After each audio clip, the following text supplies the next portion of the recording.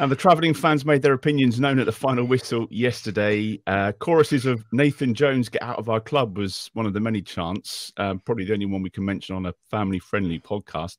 But it was the post-match comments from the manager that caused the most raised eyebrows afterwards. Jacob, you were there. You were in that press conference. Could you believe what the manager was saying and what the headlines that followed? Yeah, I can actually. So basically, what happens is that the written media guys are the last ones to speak to the manager. So you get all these quotes coming in anyway from Adam Blackmore through the other broadcast guys, and Paul Balverstone had obviously tweeted out the quotes from Nathan. So I saw them on Twitter, and I thought, well, I need to expand on that. I need to ask him what he means, and I'm always the one that opens up the floor basically. So I asked the first 3 or 4 questions. So it was important that we set the tone straight away. And usually I offer a half-hearted question where he can just talk about anything he wants. But yesterday I went straight in and asked him what he meant by compromising. He was on a roll, and he gave a lot of answers that hit the headlines. And unfortunately, I had to change my whole piece. So it's fantastic from an entertainment point of view, but from a supporter's point of view, it's pretty irate, isn't it, at the moment, because it's only going to fuel the fire, isn't it? It's a desperate situation. If you haven't seen it, it's worth reading the transcript and some of the articles around it. The compromise you're talking about there. He said, I've compromised in terms of principles and personnel. I've compromised because of fans and so on. It's a few little things, but I've been successful playing a fluent style. Steve, what was your take on it all yesterday? Oh, just garbage. The game was the game, and I think, if you've got something kind of a little bit sort of with a little bit of oomph up front, I think you possibly even get something from that game, weirdly. Yeah. But just the nonsense at full time is just, that is basically the straw that is going to break the camel's back, surely. When you're calling out basically, pretty much everyone apart from his closest family, as being responsible for the situation we find ourselves in, apart from him, then you're kind of in last chance saloon. And well, not even, it shouldn't even be last chance saloon. It should be a case of, right, you're mental. Let's just get this done and get it over with, and spare everyone the grief of any future pain. But of course, we're probably going to roll with it, aren't we? Because that's what we do. We're whether it's Ankerson, whether it's Kraft, whether it's Solak who's taken the decision. Let's be honest, it's probably Ankerson who took the decision to appoint them in the first place.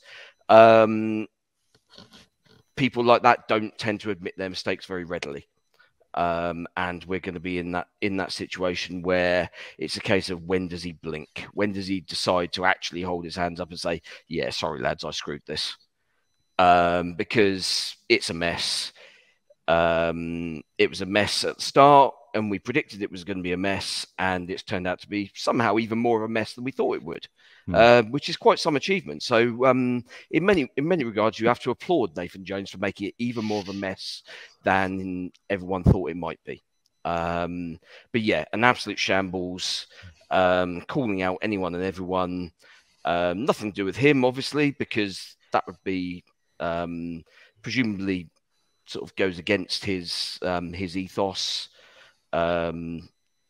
Just shambles. And let's be fair, the players have to take a portion of responsibility. They've not been good enough.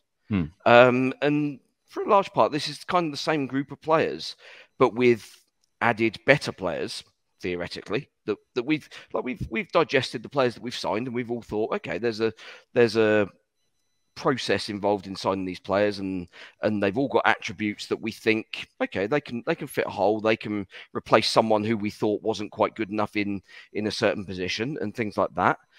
And yet every single one of those players is now bottom of the league, looking fairly hopeless. And yeah, they've got to stick their hands up and say, yeah, we've not been good enough either.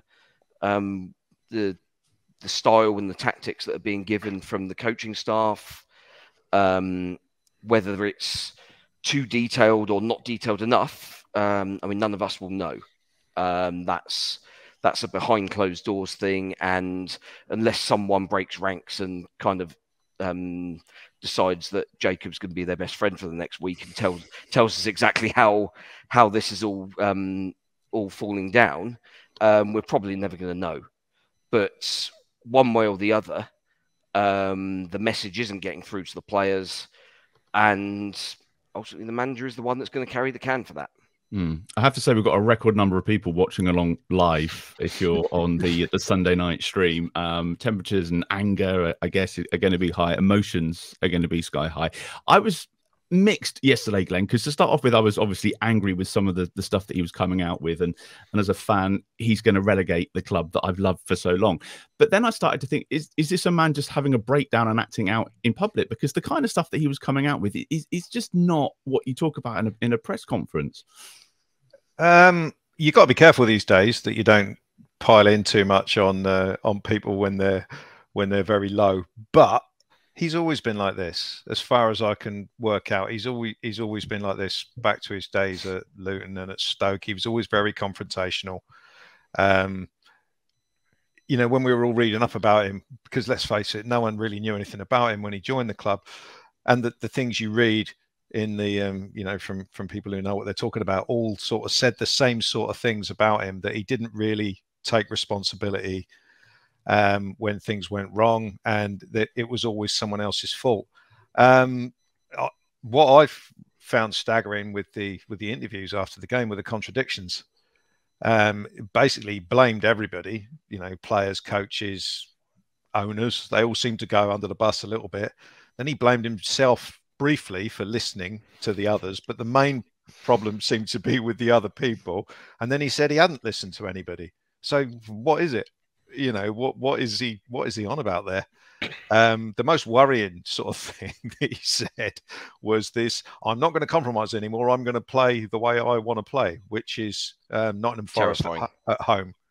So you can expect, you know, Tall Paul and Shea up front, and the ball being launched from Ainsley Maitland-Niles in midfield. So it's yeah, that's worrying. Which is, you know, I mean, I said after the Forest game, 100% we're going down with him in charge. And you pick up when you say something like that after 3 games, whatever it was, you pick up a certain amount of flack for it, and that's fine. But it gives me no pleasure to say I was right, and I still feel I was 100% right in saying that. And I don't really see anything to sort of change my mind. And also, I did wonder, you know, we contemplated on here, what brought the change from that Forest performance to Manchester City a week later, where we played great football and played them off the park. I think we suspected at the time that someone else had been involved, be it another coach or the players had said, we're not playing like this. So maybe he was alluding to that. Maybe it explains that a little bit. But he was obviously quite happy to roll with it while we beat Palace and beat Man City and beat Everton. And now all of a sudden, that, you know, that's a problem. And the other thing, I just found it embarrassing. I kind of, you know, switched off what I was watching at the end of the game because I couldn't be bothered with it anymore.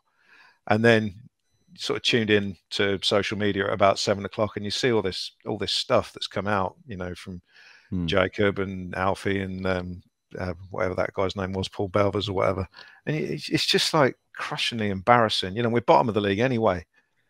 And then you get something else that comes along after the game to give you another well-placed kick in the nuts that you really, you know, you really don't want or need at that stage. You'd be better off just shutting up, saying he's ill or something, and not going to the press conference. Putting someone else out. It's just awful. And I'm to be honest, I know, you know, what Steve was saying there about, you know, Rasmus has got to admit his mistake, but I just think it's gone beyond that now. I don't see how you possibly have a choice at this stage, but here we are. We'll see what happens tomorrow. And Jacob, are there any clues as to what the compromises might be? I mean, is Glen right? And the way we set up against Forest and the way we played was how he's going to play, and that might be a clue for the next 17 games, and we're just going to have to like it. And I know he said after the Forest game he wasn't wholly unhappy with what he saw. So do you think that might be the way forward for him? It makes me cringe saying it, but and who are these influences? Who has been picking this team then and in his ear the last couple of weeks?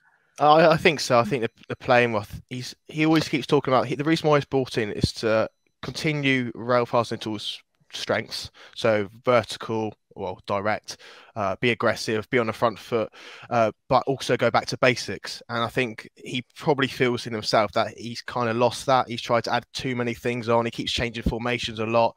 I think his ideal formation, everyone really knows, is 3-5-2, and the way they play 3-5-2 is to go long, win the second balls, get it out wide, cross the ball. It's pretty basic stuff, but it's really effective in the Championship.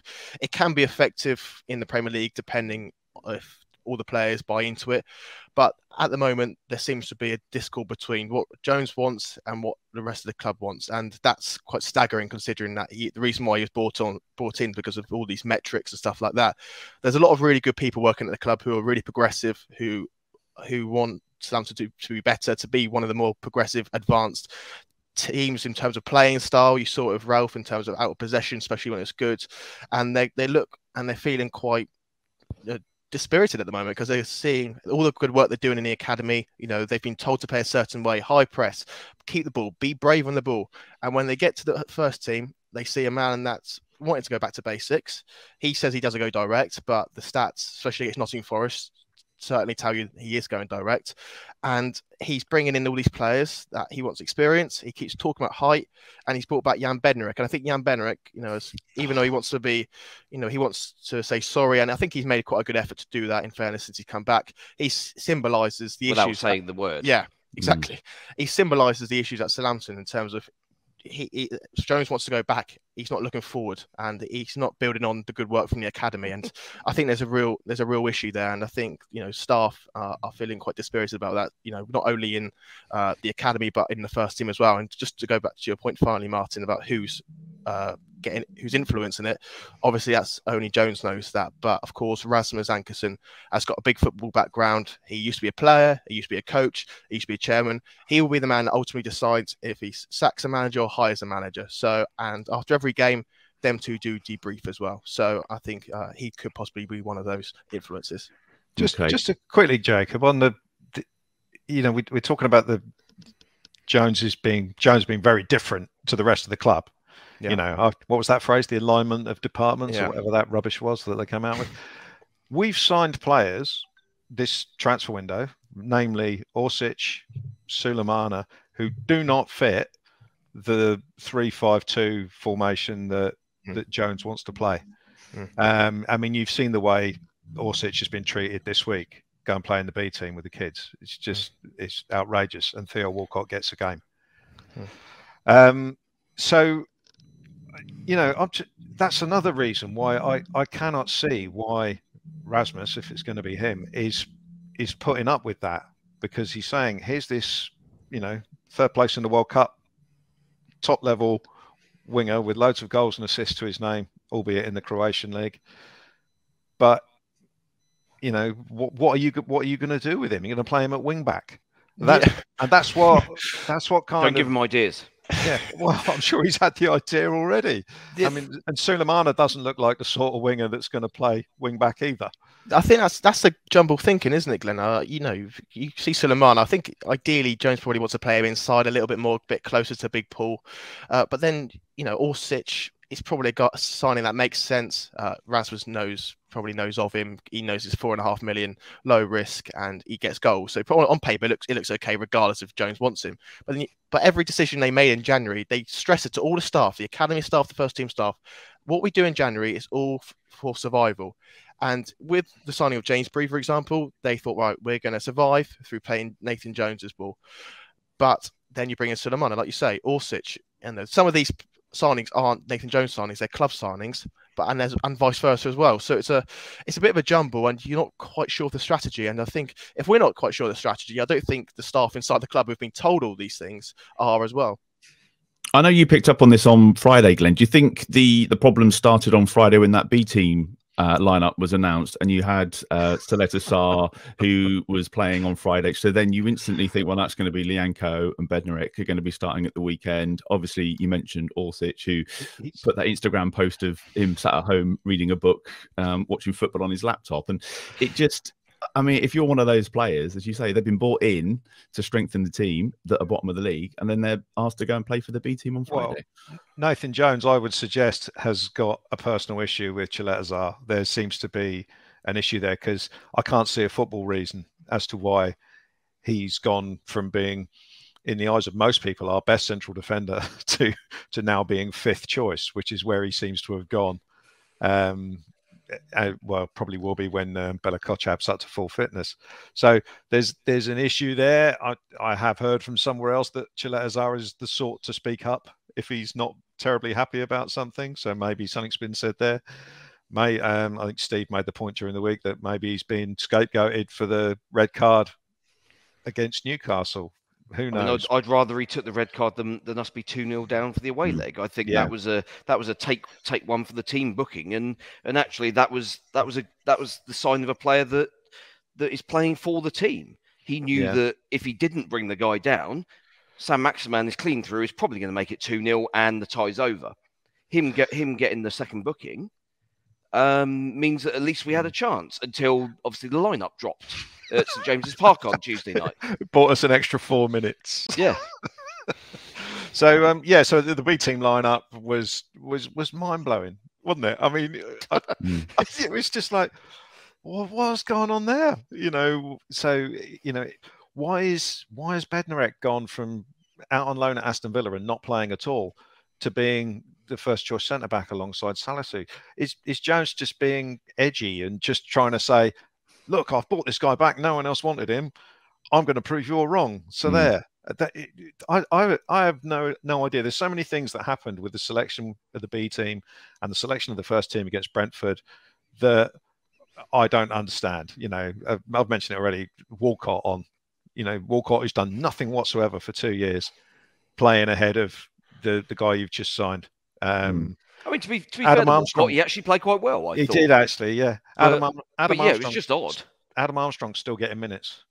There's a certain amount of showing your cards to the opposition as well, isn't there? You're giving away who's going to be starting at the back on a Friday afternoon, whatever difference that makes. I bet Ivan Toney was delighted when he saw Chaletazar wasn't playing. Yeah.